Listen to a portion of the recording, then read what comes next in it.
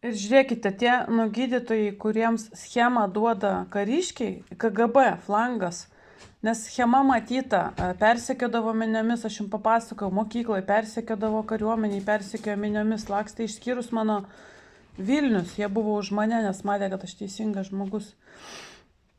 Persekiojo ten visaip, ten paskui per laikraščius, ten persekiojo generolas Žukas, aš jį persekiojau per Vokietijos kariuomenę. Apskundžiau jį į Vokietijos kariuomenę, nebeįmanoma buvo. Mane persekiojo kiekvieną dieną, kai buvo rinkimai 16 metų, kiekvieną dieną mane tąsė spaudoje, man iš LNK Lietuvos ryto skambina. Jūs susipykot su generolu, su kokiu generolu, aš sakau, kada susipykau.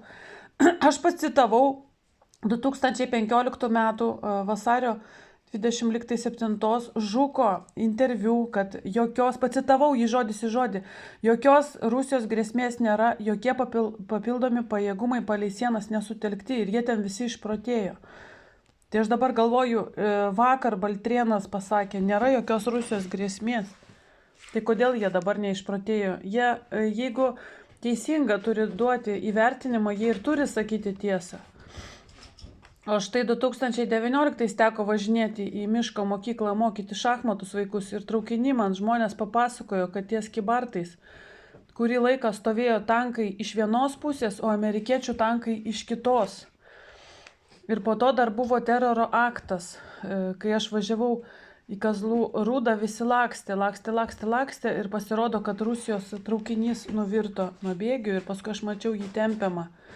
Ir savaitę toje atkarpoje nėjo traukiniai, buvo pasprogdinta geležinkelio linija, buvo diversija. Ten dėjosi baisus dalykai ir va tada buvo grėsmė kažkokia tai, bet iš Lietuvos pusės stovėjo amerikiečių tankai, net ne lietuvių tankai. Tada buvo sutelkta, bet tada jie tyli, tada kai sutelkta, jie nepraneša iš viso. Tai dabar grįžtant prie Pabradės įvykių, tokių įvykių bus daugiau. Jeigu užsienio kariuomenės ir užsienio žvalgybos pradeda gyventojų žudymą, ir pažiūrėkite, kas yra genocidas. Genocidas ir būna vykdomas valstybinių įstaigų rankomis. Nes jeigu tave gatvėje muša banditas, tai policija duotų jam snukį, o jie pamatė, kad muša įstaigos apsauga ir nedavė jam snukį. Pradėjo ten su jais kalbėtis, gal jie ten milicijai dirbė. Tai jeigu milicininkas tave daužo, tai nieko tokio. Tai kita milicija ateis ir dar pažiūrės, kaip tave pridaužys. Čia stebuklas, kad nutraukė savo nusikaltimą.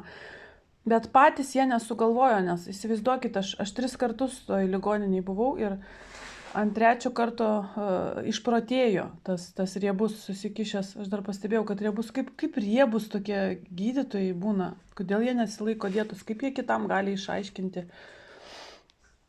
Aš atsimenu dar, kai su akim buvau, irgi riebi tokia gydytoja buvo stambi.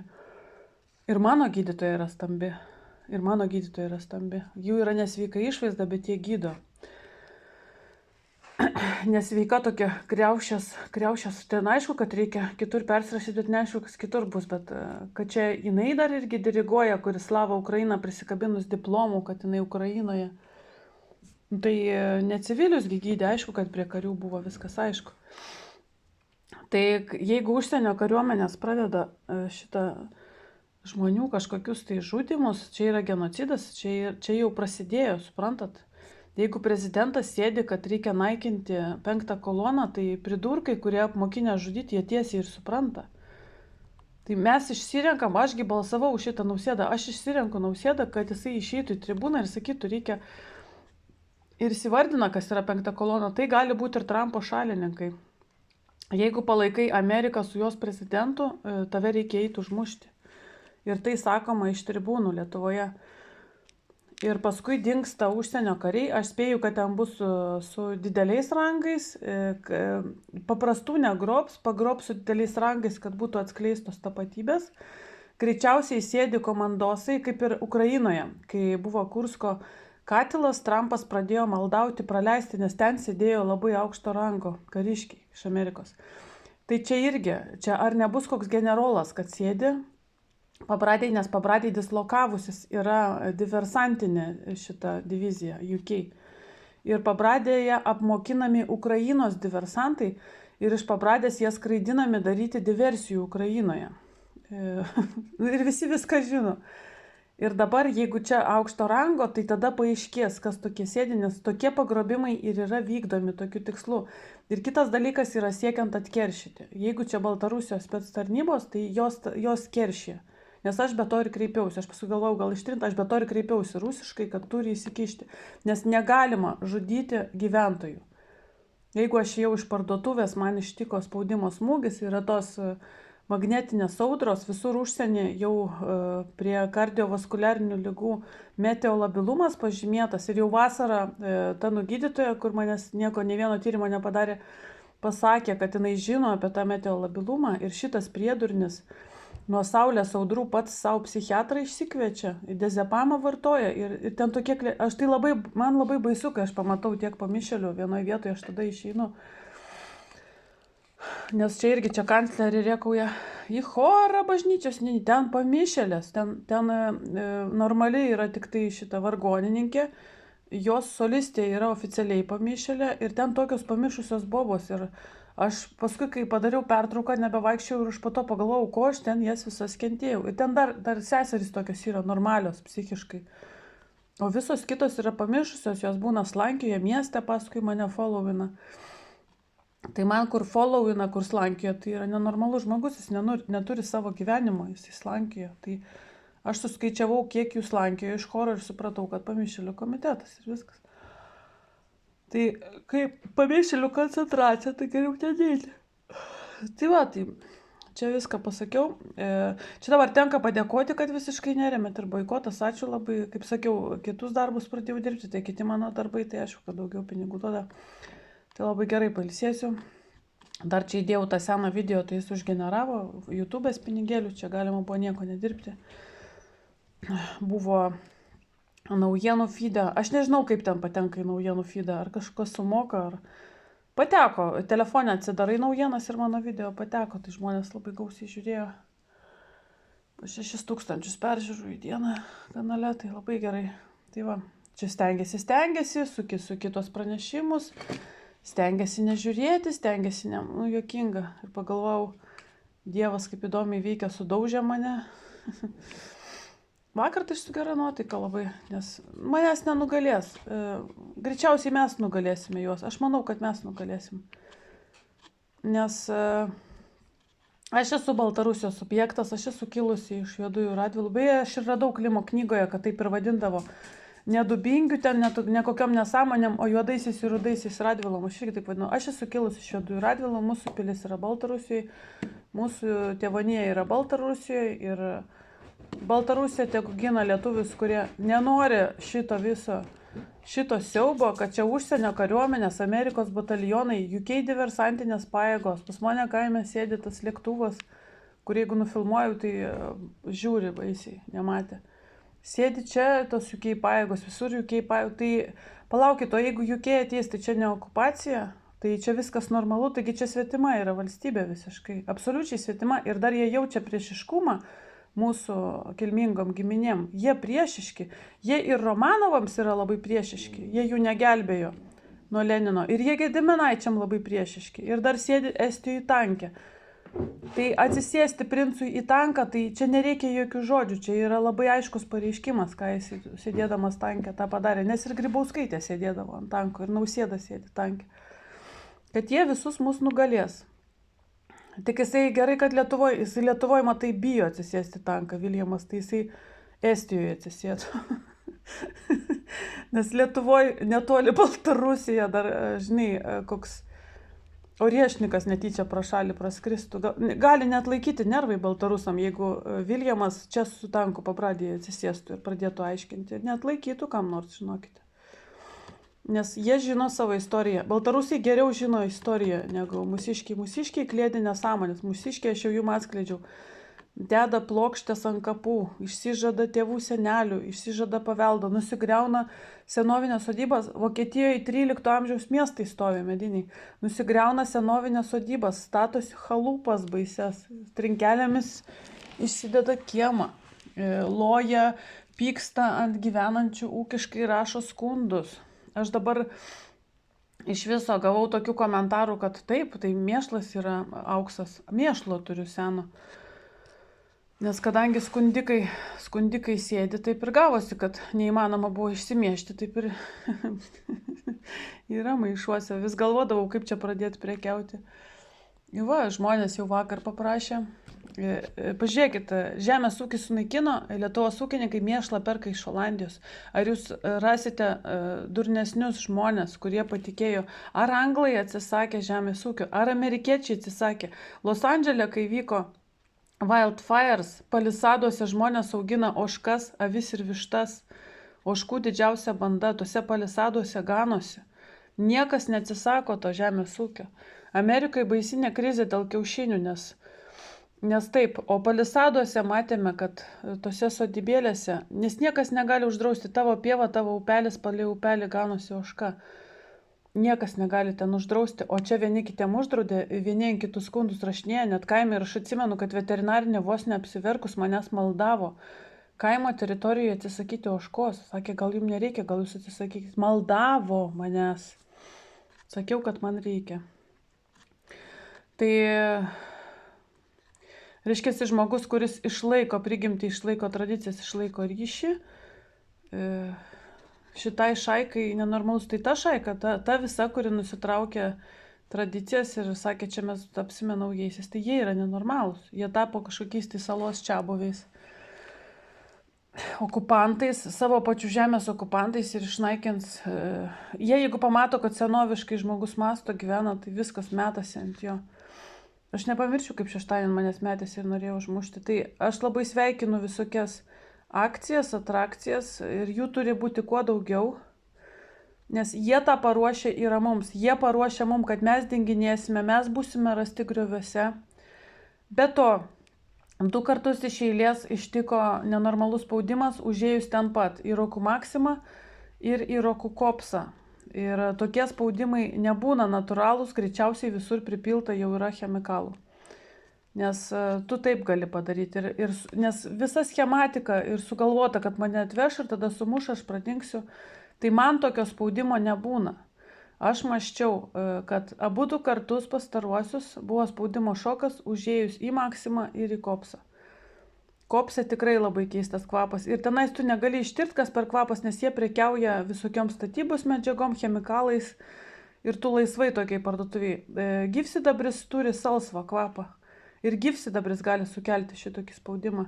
Be to, Rokų vaistinėje vaistininkiai susprogo akyje labai didelę kraujagyslę ir aš tada atkreipiau dėmesį, galvoju, čia papilta kažko yra. Nes kur man papilti? Man būdavo pila mašinose, aš dėl to nutraukiau teisinę veiklą. 3 vaikų tėvelis, kai atvažiavo su žmonos brolio mašina, ten buvo chemikalai, ten buvo metalo skonis ant liežuvio. Aš durnė, kad sėdėjau. Reikėjo iškart pasakyti metalo skonis. Nes aš galvoju, kas man pernai sukėlė, tai greičiausiai šitas 3 vaikų tėvelis, nes jis paskui visas juodavo ir melinavo. Jis pats buvo, gangrenavo ten ant rankų, prisikvepavo pats. Tik protų nesuvokiama, tu gelbėjai vaikus, o jis tau pila chemikalą. Bet jie tokie yra, nes aš 2017, kai pamačiau pamišėlius, kurie tai darė, nusprendžiau, kad man reikia baigti teisinę veiklą, nes papils chemikalų, atvažiuoja su įsivaizduojamam bylom ir šneka 2 valandas ir visą laiką jaučiasi tas metalo skonis ant liežuvio.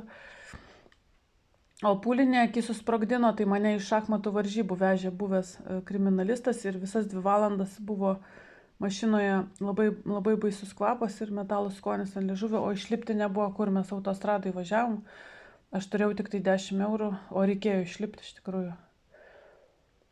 Ir aš supratau, ką jie daro, nes man visus metus tarsi iš dešinės akės kažkas bandė verštis ir supratau, kad jie žino, kad man kažkas yra ir papylė chemikalų. Ir labai greitai atsitiko pūlinio sprogimas ir labai ramiai reagavo kanclerė, kuri viską žinojo ir labai ramiai klinikose ir šitoj ligoniniai morgė niekas nesuteikė pagalbos ir irgi aš išėjau iš namų. Antrą, aš grįžau 9, veltui 7 valandas kažkur pravažinėjau. Ir kai namie ėmiausi švarus organizmas arbatos, radau seno B vitamino, per pusę subliuškinau tą pūlinį. Ir būtent toj vaistiniai, kur greičiausiai kažko papilta, nes mano jos visos labai geros, viena iš geriausių vaistininkių jau nusinuodijo, sprogo, bet jinai sugebėjo susitvarkyti tą akį, lašino. Didelė kraujagyslė sprogo, tai čia yra stipri vešėstva, nes pusė akies buvo užpilta su krauju. Ir ta vaistinė davė vaistą be recepto ir be pinigų. Aš sugalvojau, kad aš palieku savo pasą, nes mirusiam nebereikalinga. Sakau, imkit, aš atnešiu ir receptą ir palikau pitaką. Padėjo pasą, padėjo pitaką. Sako, viskas legalu, atnešite receptą su daušim ir jokio pažeidimo nėra. Sako, gausit, tikrai gausit. Ir aš tikrai negavau, vaikščiau, tai dantistė parašė.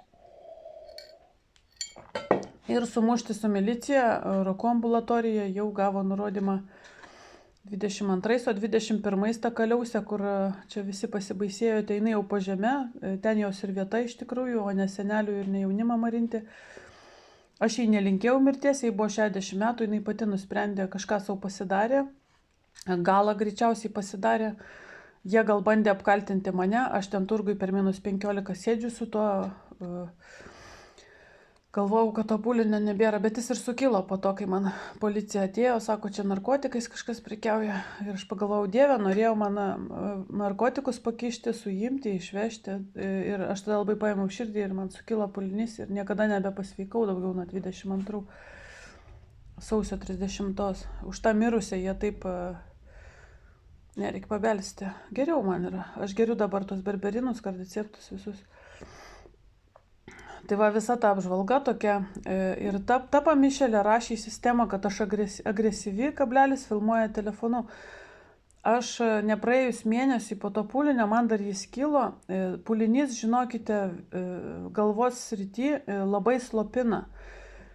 Ir žmogų turinti pūlinį galvoje, aiškinti, kad jis agresyvus, jis atvirkščiai yra regresyvus, pridaužtas.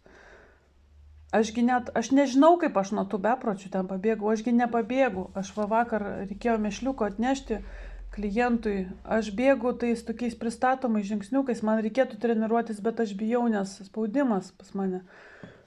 Aš bėgti buvo nebemokėjau, pas mane judesį pažeidė, bet judesys tai ne psichika, bet šitie jukiai žvalgybų apmokinti, jie visą laiką, jie puola žmonės, jeigu pamato, kad sunkiai vaikšto, tai tą patį pamišėlę kanclerę su mano tėtė darė.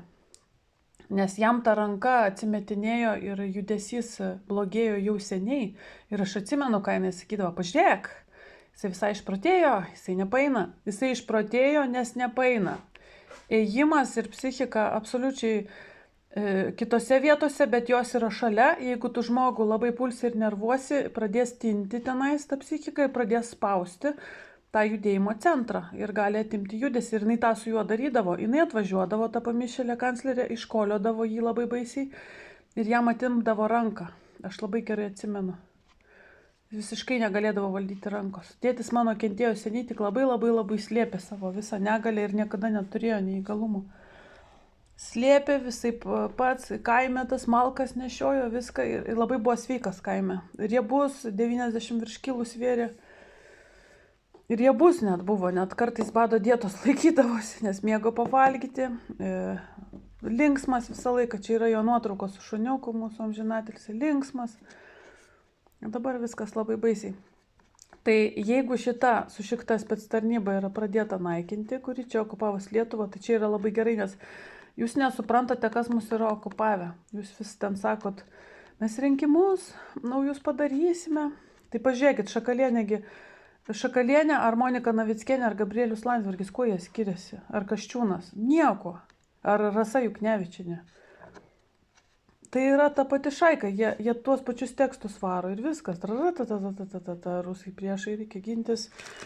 Baltrėnas gynybos štabo sako, nėra jokios grėsmės Rusijos, Šakalienė tuo pačiu metu brandoliniais ginklais ginsis, minomis, dar kažko tai. Dar aš vakar nepažiūrėjau naujienos.